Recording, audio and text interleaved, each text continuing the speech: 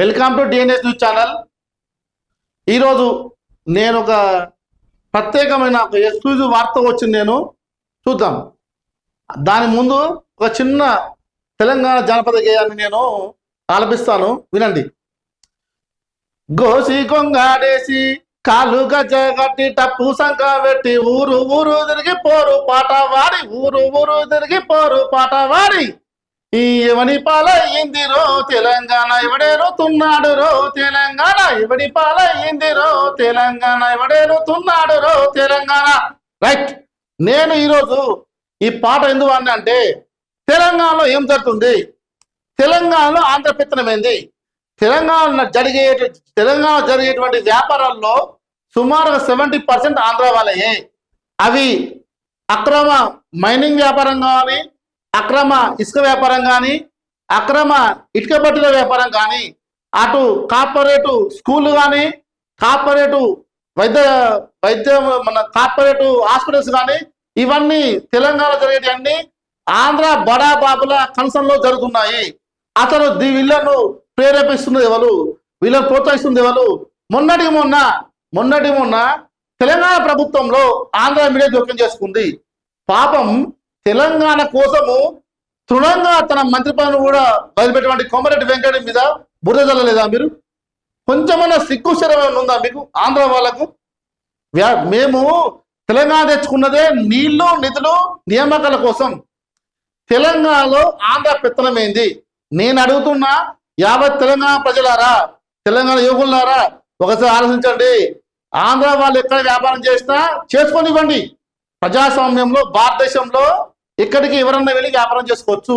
కానీ అవి చట్టానికి లోబడి చట్ట పరిమితులు వ్యాపారం చేసుకోవాలి. నేను చెప్తా ఉన్నా, చేర్యాలలో సుమారుగా 10 మంది ఆంధ్ర వ్యాపారులు ఇటుక వ్యాపారం చేస్తున్నారు. మీకు అనుమతులు ఉన్నాయా? మీకు అనుమతులు లేవు. 2000 సంవత్సరం నుంచి 2026 వరకు ఒక్కో ఇటుక బట్టి వ్యాపారి కనీసం ఒక 3-4 కోట్ల వ్యాపారం చేసిండు.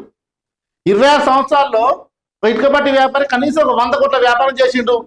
నీ దగ్గర ఒక 4 ట్రాక్టర్లు, ఒక 4-5 టిప్పర్లు, 2-3 జేసీబీలు పెట్టి నువ్వు ఛత్తీస్గఢ్, బీహార్, ఒరిస్సా నుంచి సుమారుగా 100 మంది బీహార్ లేబర్ తీసుకొచ్చి చిన్నపిల్లతో సైతం మండటంలో పనిచేపిస్తున్నావు.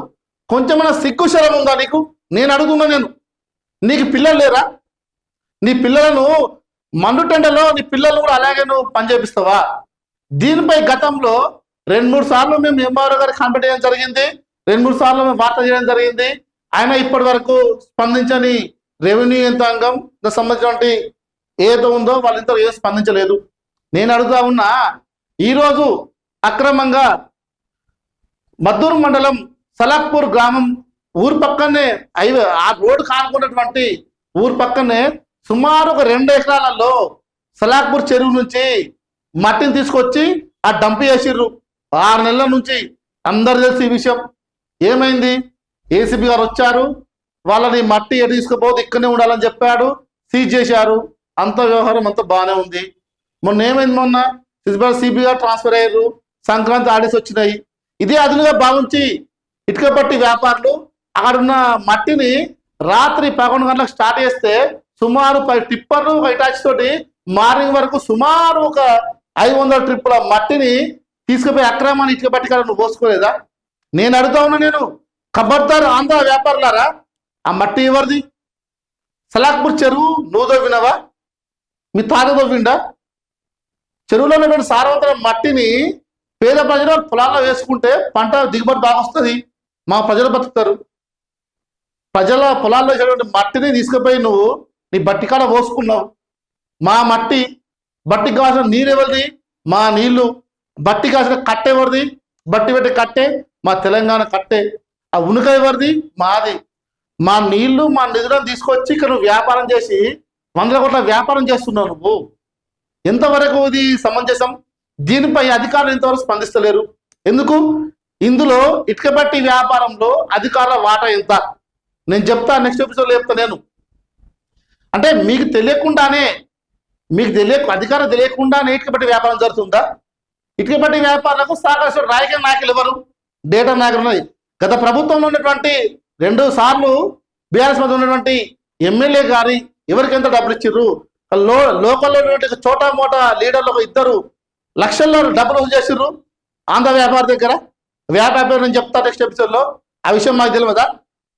నువ్వు చీరాల ప్రజలకు కళ్ళకు గంతలు కడతావా?